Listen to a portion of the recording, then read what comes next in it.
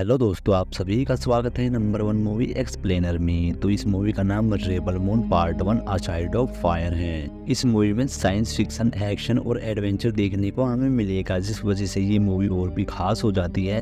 तो आप सभी लोग हमारे साथ लास्ट तक बने रहिए, और अगर आपने अभी तक हमारे चैनल को सब्सक्राइब नहीं किया है तो आपसे रिक्वेस्ट है कि प्लीज़ हमारे चैनल को सब्सक्राइब करें और इस वीडियो को लाइक या डिसलाइक कर दें। तो स्टोरी की शुरुआत भविष्य से होती है, जहां पर इंसान इतने एडवांस हो गए कि वो हजारों सालों से अलग अलग प्लेनेट पर बस चुके थे, और इन्हीं में से एक ग्रह है मदर वर्ल्ड, जिस पर रहने वाली रॉयल फैमिली यूनिवर्स के सभी ग्रहों पर राज कर रही है। और अपने कंट्रोल को बनाए रखने के लिए वो दूसरे प्लेनेट के लोगों को अपने कब्जे में रखते हैं, चाहे इसके लिए उन्हें कुछ भी करना पड़े। लेकिन एक दिन अचानक से मदर वर्ल्ड के किंग और क्वीन दोनों को ही उनकी बेटी के साथ मार दिया जाता है, और इसी के बाद रिबेल ग्रुप बना, जो कि दूसरे ग्रहों पर छुपते हुए इस इंपीरियल ग्रह के खिलाफ लड़ रहे हैं। जहां से अपनी पकड़ को कमजोर होता देख अब इंपीरियल प्लेनेट के लिए एक नया किंग चुना गया, बेलिसाइरस।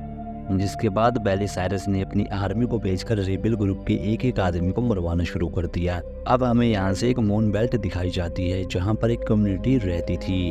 वो लोग वहाँ पर खेती करके अपना गुजर बसर कर रहे होते हैं। यहाँ पर एक फार्मर गर्ल को दिखाते हैं, जो कि कोरा को कम्युनिटी डिनर के लिए बुलाने आता है। दरअसल यहाँ पर काफी कम लोग होने से अब सारी कम्युनिटी एक साथ मिलकर डिनर करती है। वहीं गनर कोरा से प्यार भी करता है, जबकि कोरा भी खुद को संभालने में लगी है। दरअसल 2 साल पहले कोरा का जहाज इसी मून पर क्रैश हुआ था, जहां पर कोरा को एक बूढ़े किसान ने बचाया, और अब वो चाहता है कि कोरा अब यहाँ पर किसी से शादी करके इसी कम्युनिटी का हिस्सा बन जाए। हालांकि कोरा शादी करने से इस बार भी मना कर देती है, क्योंकि कोरा ने अपने बचपन से और अभी तक सिर्फ युद्ध ही देखे थे। और अब अगले ही दिन जब वो सभी लोग खेतों में काम कर रहे होते हैं, तभी कोरा को आसमान में एक इंपीरियल शिप दिखाई देती है। ये देखने के बाद कोरा को भी पहले से ही कहीं ना कहीं इस बात का पता था, इसलिए वो जल्दी से यहाँ से भागकर सभी गांव वालों को बताती है। यहाँ सभी गांव वाले मिलकर इस शिप के बारे में डिस्कशन करने लगे कि इंपीरियल के शिप अब यहाँ पर क्या लेने आए हैं, जहाँ इन्हें ये लगता है कि शायद से हम उन्हें अपनी फसलों को महंगे दामों पर बेच देंगे। जबकि कोरा को ये बात अंदर से पता थी कि वो सब इनकी फसलों को लूटकर इन्हें जान से मार डालेंगे। अब यहाँ पर ये गांव वाले इंपीरियल के कमांडर नोबल से मिलते हैं, जो कि उन्हें बताता है कि वो रेबेल ग्रुप के लोगों को ढूंढ ढूंढ कर मार रहे हैं, मगर उनके पास खाने की अब काफी कमी पड़ने लगी, तो उन्हें यहाँ की सारी फसलें चाहिए। अब कम्युनिटी का लीडर फेडरी उनसे कहता है कि दरअसल उनके पास तो इतना खाना ही नहीं है कि वो उन्हें दे सके, मगर फेडरी के ऐसा कहते ही नोबल उसे जान से मार देता है, वो भी सबके सामने। तभी उसकी पत्नी उसे बचाने के लिए आती है, तो वो उसे भी मार डालते हैं। अब नोबल सभी को धमकी देते हुए कहता है कि वो यहाँ पर 2 महीनों के बाद फिर से आएगा, और तब तक यहाँ सबको उनके लिए फसलें इकट्ठा करके रखनी है, फिर वो चाहे भूखे मर जाए। ये कहकर अब नोबल कुछ सोल्जर्स को गाँव वालों पर नजर रखने के लिए छोड़ देता है, और बाकी सोल्जर्स के साथ यहाँ से निकल जाता है। और अब यहाँ पर सोल्जर्स गांव वालों को मेन बिल्डिंग से हटाने लगे, जहाँ पर वो खुद रहेंगे। अब वो अपना सामान निकालने लगते हैं, जहाँ वे अपने साथ एक रोबोट जिमी को लाए थे। असल में तो ये रोबोट लड़ नहीं सकता, क्योंकि इसे छोटे मोटे काम करने के लिए ही प्रोग्राम किया गया था। अब जिमी को काम करते देख एक सोल्जर मार्कस उसे टेस्ट करना चाहता है कि कहीं वो उन पर वापस से हमला ना कर दे, लेकिन जिमी को शूट करने के बावजूद जिमी खुद को बचाता नहीं। तभी एक सोल्जर्स आरिफ उसे जिमी के साथ ये करने से रोक लेता है, और कमांडर बीच में आकर उन्हें छुड़वा देता है। अब कमांडर जिमी को खुद को साफ करने के लिए बोलता है, तो जिमी पास की ही एक नदी में जाकर खुद को साफ करने लगा, जहां वो गांव की एक और लड़की सैम से मिलता है। अब ये दोनों आपस में बात करने लगी, और ये दोनों अब दोस्त भी बन जाते हैं। जिमी वैसे तो एक रोबोट था, लेकिन जिमी के अंदर उसकी खुद की एक चेतना डाली गई है, और यहाँ पर जिमी से बात करने पर सैम जिमी को एक फूलों की माला देती हैं। वहीं दूसरी ओर अब सभी गांव वाले एक जगह पर इकट्ठा होकर डिस्कस करने लगे कि उन्हें क्या करना चाहिए, जहां पर एक लड़की कहती है कि उन्हें ज्यादा मेहनत करके इंपीरियल के लोगों को फसलें दे देनी चाहिए, जिससे कि वे उनकी वैल्यू करेंगे और उन्हें कभी नहीं मारेंगे। हालांकि यहाँ पर कोरा को सब कुछ पता था, इसलिए कोरा इन सभी को यहाँ पर ऐसे ही छोड़कर यहाँ से जाने की तैयारी करने लगी। जिस फार्मर ने उसे बचाया था वो कोरा को ये सब करते हुए देख लेता है। तभी वो कोरा को समझाता है कि उसे यहीं पर रोककर गांव वालों की मदद करनी चाहिए, और इस काम के लिए वो रेबल ग्रुप की मदद ले सकती हैं। जबकि कोरा कहती है कि वो इन सोल्जर्स से जीत नहीं सकते, क्योंकि इंपीरियल की सेना काफ़ी ज़्यादा बड़ी है। जब कोरा यहाँ से जा रही होती है तो उसे पता चलता है कि गांव की एक लड़की जिसका नाम सैम है उसे इन सोल्जरों ने उठा लिया ताकि वो इसका फ़ायदा उठा सके। जहाँ पर शुरू में आरिफ इन सभी को ऐसा करने से मना करता है और ये उनसे लड़ता भी है, लेकिन इसका कोई भी फायदा नहीं होता। अचानक कोरा यहाँ पर सैम को बचाने के लिए आती है। इन सोल्जर्स को कोरा शुरू में एक आम लड़की लगती है, लेकिन कोरा तो एक बहुत ही बड़ी और एक ट्रेंड सोल्जर्स थी। कोरा इन्हें एक एक करके सभी को मारने लगी और अब जिस तरह से कोरा लड़ रही थी उसके सामने इनमें से कोई भी नहीं टिक पाता। तभी कोरा इनको जान से भी मार देती है। लास्ट में कमांडर सैम को गन पॉइंट पर ले लेता है ताकि कोरा अपने हथियार नीचे छोड़ दे। तभी सैम को बचाने के लिए जिम्मी आकर उस कमांडर को गोली मार देता है और वहां से भाग जाता है। फिर यहीं पर सभी गांव वाले आते हैं जिन्हें अब कोरा के बारे में पता चल चुका है कि कोरा कौन है। आगे कोरा उनसे कहती है कि अगर उन्हें इंपीरियल सोल्जर से बचना है तो उन्हें और लोगों की मदद चाहिए होगी और अपनी एक टीम बनानी होगी जिसमें वो अलग अलग ग्रहों से ट्रेंड सोल्जर्स को इकट्ठा करेंगे। अब यहाँ पर गनर बताता है कि मैंने कई बार रेबेल ग्रुप के लोगों को फसलें बेची हैं और मैं उनके एक एजेंट को भी जानता हूँ, तो हम उस एजेंट के जरिए रेबेल ग्रुप तक पहुँच सकते हैं। तभी यहाँ से गनर और कोरा दोनों ही रेबेल ग्रुप के लोगों को ढूंढने के लिए निकल पड़ते हैं। यहाँ पर दोनों काफी चलने के बाद शाम को एक जगह पर कैंप लगाते हैं। फिर कोरा गनर को अपने पास्ट के बारे में बताने लगी कि जब मैं 9 साल की थी तब इंपीरियल आर्मी ने हमारे प्लेनेट पर हमला करके बहुत सारे लोगों को मौत की घाट उतार दिया था और कोरा को उस वक्त अंपायर जनरल बेला साइरस अपने साथ अपने प्लेनेट पर ले गया, जहाँ पर कुछ अगले सालों तक कोरा इंपीरियल की सिपाही बनकर सारी तैयारियां करने लगी। वहीं आर्मी में उसे एक लड़के से प्यार भी हुआ, मगर जल्द ही एक दूसरे प्लेनेट पर हमला हुआ। उस हमले के दौरान वो भी मारा गया और यहीं से कोरा सिर्फ अपने इस प्यार के बदले के लिए लड़ने लगी। तभी कोरा इतनी ज्यादा ट्रेंड और स्किल फाइटर बन गई। सिर्फ कोरा 18 साल की उम्र तक वो इंपीरियल सेना की कमांडर बन चुकी थी, जहां पर इतने सालों तक कोरा ने इंपीरियल के लिए कई ग्रहों पर अटैक करके उन्हें तबाह कर दिया और कोरा ने इन्हीं लोगों का साथ दिया जिन्होंने उसी के प्लेनेट को तबाह किया था। अब सफर के अगले दिन कोरा और गनर शहर में पहुंच चुके थे, जहां उन्हें गाय नाम का एक चोर मिलता है जो बताता है कि वो उन्हें अपनी शिप से अलग अलग प्लेनेट पर ले जाएगा, जहां पर वो रेबेल फाइटर को इकट्ठा कर सकते हैं और इस काम के लिए मैं काफी कम रुपए लूंगा। फिर ये दोनों गाय के साथ यहाँ से निकल पड़ते हैं। दूसरी तरफ गनर, जो कि पहली बार अपने प्लेनेट से बाहर निकला था, वो इस यूनिवर्स को देखकर काफी खुश था। वहीं इंपीरियल की शिप में नोबल अपने सोल्जर्स से रेबेल ग्रुप के बारे में जान पाता है जो लोग इंपीरियल के खिलाफ लड़ रही हैं। वो उन पर अटैक करके सभी को मारने का फैसला करता है। इधर कोरा, गनर और वो काई एक प्लेनेट पर आ चुके थे जिसका नाम न्यू बॉडी था।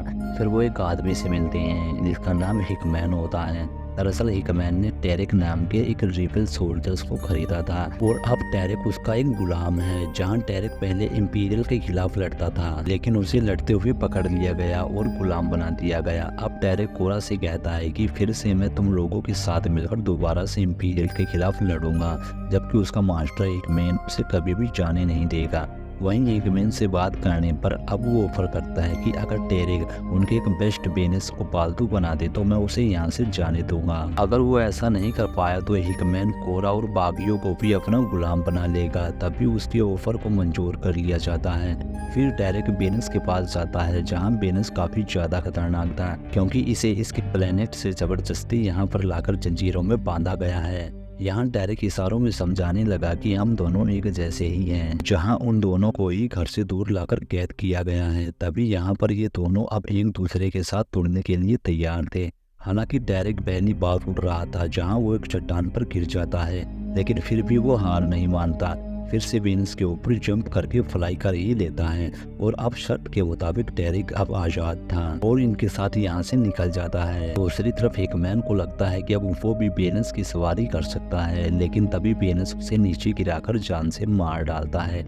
यहाँ से काई इन सभी को अगले प्लेनेट पर ले जाता है जिसका नाम कोबाल्ट माइनिंग प्लेनेट होता है। फाइनल वो लोग इस प्लेनेट पर पहुंच जाते हैं, जहाँ काई उन्हें एक नेमेसिस से मिलवाता है, मगर अभी तो नेमेसिस को अपने पर्सनल मिशन को पूरा करना था। दरअसल उनके प्लेनेट पर एक स्पाइडर एलियन हरमाना रहती है जिसके बच्चों को कभी इंपीरियल ने मार डाला था, तो वो उसका बदला लेने के लिए अब उसने इंसानों के बच्चों को उठा लिया। जहाँ शुरू में नेमेसिस उसे समझाने की कोशिश करती है कि इंपीरियल से लोग उनसे काफी अलग हैं, जबकि हरमाडा उसकी एक भी नहीं सुनती और उस पर अटैक करने लगती हैं। जहाँ नेमेसिस सोवर्ड का इस्तेमाल करते हुए उससे लड़ने लगी। तभी वो हरमाना के एक पैर काट देती है, जिससे कि एक बच्चा नीचे गिर गया, जहाँ पर गनर उस बच्चे को उठा लेता है। तो वहीं गुस्से में हरमाना नेमेसिस के हाथ पर वार करती है, लेकिन उसके हाथ मैकेनिकल थे। तभी वो सारी एनर्जी को ब्लेड में डालकर हरमाना को जान से मार देती हैं। यहाँ से अब नेमेसिस भी कोरा की टीम में शामिल हो जाती हैं और वो अब सभी मिलकर अगले प्लेनेट पर जाने लगते हैं। जहाँ जाते हुए कोरा गनर को अपने बारे में आगे बताती हैं कि वो इंपीरियल प्लेनेट पर एक रॉयल गार्ड थी, जो कि वहाँ की प्रिंसेस की सुरक्षा करती थी। लेकिन एक दिन प्रिंसेस समेत सभी को मार डाला गया और कोरा प्रिंसेस को मरने से बचा नहीं पाई। जहाँ अब ये लोग एक नए प्लेनेट पर पहुंच चुके थे, जिसका नाम पोलस था, जहाँ हर रोज कई योद्धा मारे जाते हैं। जहाँ उन्हें जनरल टाइटस को ढूंढना था, जो कभी एक अच्छे फाइटर हुआ करते थे, जबकि वो अब टाइटस काफी ज्यादा नशे में रहने लगा था। दरअसल वो भी कभी यहाँ के किंग का कमांडर हुआ करता था, लेकिन इंपीरियल की सेना ने उनकी पूरी आर्मी को नष्ट कर दिया, पूरे प्लेनेट को अपने कब्जे में ले लिया। अब टाइटस भी कोरा की टीम में शामिल हो जाता है ताकि वो इंपीरियल से बदला ले सके। दूसरी तरफ इंपीरियल के कमांडर नोबल को रेबल ग्रुप के ठिकाने का पता चल चुका था कि उनके लीडर दो भाई बहन हैं, जो बाकी रेबल ग्रुप के साथ एक एलियन प्लेनेट फेरन पर छुपे हुए हैं। तो उन्हें मारने के लिए अब नोबल सेना के साथ उसी प्लेनेट पर जाने लगता है। तो वहीं कोरा अपनी टीम के साथ पहले से ही उसी प्लेनेट पर पहुंच चुकी थी, जहाँ का लीडर एक एलियन लेविटिशिया है। तभी वो इन्हें रेबल ग्रुप से मिलवाने लगा। जहाँ कोरा को पता चला कि इस ग्रुप में काफी सारे सोल्जर्स हैं जो इंपीरियल के खिलाफ लड़ रही हैं और इसे तो भाई बहन लीड कर रही हैं। अब यहाँ से कोरा उनको मदद करने के लिए कहती है, क्योंकि उनके पास उनकी पूरी आर्मी है और अब कोरा ने भी कई सारे स्किल वाले फाइटरों को इकट्ठा कर लिया है। तो अगर वो इंपीरियल को उनके मोन से भगा देते हैं तो उनके लिए ये काफी बड़ी जीत होगी। अब डेरिन कोरा की बात मान लेता है, जबकि और रेबल इस फैसले से खुश नहीं थे। तभी डेरिन कुछ और सोल्जर्स को लेकर कोरा की टीम में शामिल हो जाता है। अब यहाँ से सब शिप से वापस उसके मून बेल्ट के लिए निकल जाते हैं, जहाँ 2 महीने अब पूरे होने वाले थे। यहाँ से जाते हुए काई कहता है कि मैंने इतने सारे वॉरियर्स को ढूंढने में तुम्हारी मदद की है, तो मुझे कुछ बॉक्सेस को एक प्लेनेट पर डिलीवर करना है, तो क्या तुम मेरी मदद कर सकती हो? और वहाँ जाने के बाद ये उस मून के लिए निकल जाएंगे। तभी कोरा इसके लिए मान जाती है, जहाँ वो घर जाने से पहले काई के कहने पर एक प्लेनेट पर रुकेंगे। दूसरी तरफ इनके लेविटिशिया के प्लेनेट से निकलने के बाद वहाँ पर नोबल पहुंच चुका था और वो इनके पूरे प्लेनेट को तबाह कर देता है। नोबल उनके किंग को मारकर अब यहाँ से निकलने लगता है। उसी वक्त नोबल की आर्मी के पास एक मैसेज आता है कि वो बचे हुए रेबल को और कहाँ ढूंढ सकते हैं। अब ये मैसेज भेजा किसने, ये हमें आगे पता चलेगा। वहीं दूसरी तरफ काई के कहने पर कोरा का ग्रुप काई के सामान को उतारने में मदद कर रहा होता है, जहाँ कोरा अब काई को लोकल से अजीब तरह से बातें करते हुए समझ जाती है कि कुछ गड़बड़ है। भी वहाँ पर इंपीरियल की सेना आ जाती है और वो इन पर वार करने लगती है। इससे वो इनकी अधिकतर शिप को मार गिराते हैं। वहीं पर कुछ रोबोट कोरा के मेंबर को पकड़ लेते हैं। यहाँ से काई बताता है कि मैं तो पैसों के बदले में हमेशा से रेबल ग्रुप के लोगों को इंपीरियल को पकड़वाता रहा हूँ, और उसे शुरू से ही पता था कि कोरा भी कभी इंपीरियल की आर्मी में रह चुकी थी और इसलिए उसने काफी कम पैसों में उसकी टीम को ढूंढने में मदद की, ताकि कोरा बहुत सारे रेबल ग्रुप के लोगों को इकट्ठा करे और इन्हें पकड़वाने के लिए काई को बहुत ही ज्यादा इनाम मिलेगा। और वो काई ही था जिसने नोबल की सेना के पास मैसेज भेजा था कि वो रेबल ग्रुप के लोगों को और कहां पर ढूंढ सकता है, और इसलिए काई इन सबको धोखे से यहाँ ले आया। वहीं अब तक नोबल भी अपनी टीम के साथ यहाँ पर आ चुका था। तभी वो गनर को एक गन देकर कहते हैं कि अगर वो कोरा समेत बाकी सभी को अपने हाथों से मार दे तो वो उसे जाने देंगे, क्योंकि वो तो एक फार्मर है। तभी वो गनर चालाकी से कोरा को छुड़ाकर काई को ही गोली मार देता है। तो वहीं कोरा अब एक एक करके सभी सोल्जर्स के साथ लड़ने लगी, मगर नोबल के कुछ ज्यादा ही सोल्जर्स थे। तो कोरा एक बम बॉक्स को ब्लास्ट कर देती है, जिसमें कई सोल्जर्स मारे गए थे। दूसरी तरफ कोरा अपने बचे हुए साथियों को भी छुड़वा देती है। अब वो सब मिलकर नोबल के सोल्जर्स को मारने लगते हैं। दरअसल वो सब ट्रेंड वॉरियर थे, इसलिए वो नोबल के सोल्जर्स पर भारी पड़ रहे थे और ऐसा होते थे। अब नोबल अपने मेन शिप जो ऊपर था उससे इन पर अटैक करने के लिए कहता है, जहाँ पर रेबल ग्रुप का लीडर डेरिन समझ चुका था कि अगर ये शिप उन पर अटैक करता रहा तो वो बच नहीं पाएंगे। तो डेरिन जल्दी से भागकर उस शिप पर कूद जाता है जहां पर इसका पायलट था। डेरिन पायलट को मारने ही वाला था कि इसका निशाना चूक गया। तभी पायलट डेरिन को शूट कर देता है, लेकिन तभी भी डेरिन मरने से पहले उस पायलट को जान से मार ही देता है, जिससे कि पूरा शिप अब ब्रिज पर गिरने लगा। तो तो सब वहाँ से दूर भागने लगते हैं। तो वहीं कोरा नोबल की तरफ भाग रही थी और जैसे ही इसी ब्रिज से टकराता है तो नोबल और कोरा एक ही जगह पर जा गिरते हैं और ये दोनों यहाँ पर एक दूसरे से फाइट करने लगे। अब चूंकि हाई स्किल फाइटर होने के कारण ये दोनों एक दूसरे को बराबर की टक्कर दे रहे थे। वहीं एक बार तो कोरा नीचे गिरने वाली थी मगर वो अपने आप को किसी भी तरह से बचा लेती है। अब कोरा नोबल के पैर को घायल कर देती है और यहाँ से बाजी पलटना शुरू होती है, जहाँ कोरा नोबल के हाथ पैर तोड़कर फाइनली उसे नीचे गिरा देती है, जहाँ पर सभी मेंबर मिलकर कोरा को अपनी ओर खींच लेते हैं। अब यहाँ पर सब मिलकर उस मून बेल्ट पर चले जाते हैं ताकि वो उस फार्मिंग कम्युनिटी को इंपीरियल के होने वाले अटैक से बचा सके। वहीं पर अभी तक जिमी भी, जो कि एक रोबोट था, वो भी इनका साथ देने का फैसला करता है, जबकि दूसरी तरफ इंपीरियल के बाकी ट्रूप्स नोबल की बॉडी को उठा लेते हैं और फिर उसकी बॉडी में कुछ वायर ज्वाइंट कर दी जाती है। यहाँ पर हमें पता चलता है कि नोबल कोई इंसान नहीं था बल्कि वो तो एक रोबोट था। वहीं नोबल की चेतना को इंपीरियल प्लेनेट के किंग बेला साइरस के पास भेजा जाता है, जहां बेला साइरस अब नोबल से काफी नाराज था, जो उसने कोरा के ग्रुप को वहां से जाने दिया और अब वो उसे जिंदा पकड़कर लाने के लिए कहता है, जिससे कि वो अपने आखिरी बचे हुए दुश्मनों को अपने हाथों से मार सके। जिसके बाद नोबल फिर से एक तरह से जिंदा हो जाता है। वहीं बेल्ट मून पर कोरा समेत सभी वॉरियर होने वाली जंग के लिए तैयार थे। इसी के साथ ये स्टोरी यहीं पर ही खत्म हो जाती है। अगर ये एक्सप्लेन स्टोरी आप सभी को पसंद आई है तो प्लीज़ हमारे चैनल को सब्सक्राइब करें और वीडियो को लाइक या डिसलाइक जरूर कर दें। Thank you watching this my